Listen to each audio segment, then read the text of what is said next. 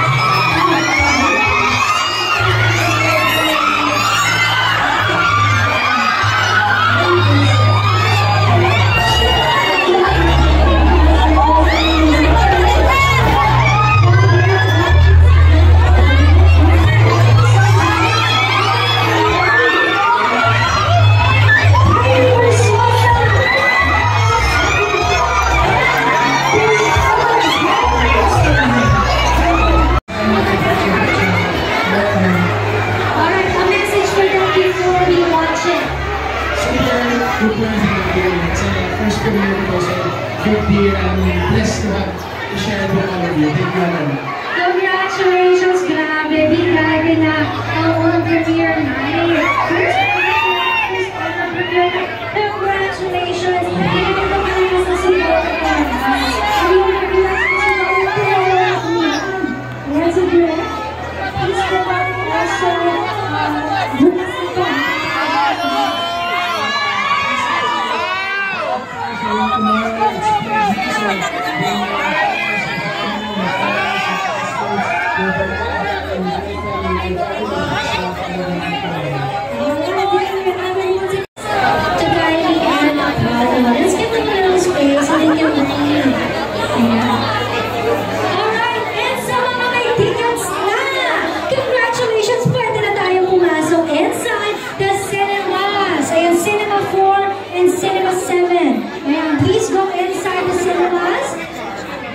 para hindi kayo masyadong mainitan. We really appreciate you guys being here, but we wanted you to be safe. You can help us spread the word about Elevator after watching the film. Sana bukas, matulungan niyo rin po kami. Ipakalat ang baliban na showing ito ang Elevator. Hello guys, thank you. Thank you so much for coming. Maraming salamat po. Magustuhan niyo po yung pamilya ko. And sana po i-share niyo sa mga friends. So, thank you so much for supporting. There you have it. And this time, let's take a photo ng ating cast and director. Okay? Sila na. Paolo, Kylie, and director. Ayan. This camera, please look at this cam. Paolo. Kakilala niyo sa mga minamahal niyo. And if you have something to say about the film, whether it's positive or negative, tweet us, message us, tag us. And, of course, we're not going to post the negative ones, but I'll definitely repost the positive ones. Thank you. So I'm sure kung makalaman naman dito kasi family ko sila. Dapat kayo fan sa mga nakalala. Since Chinese kami.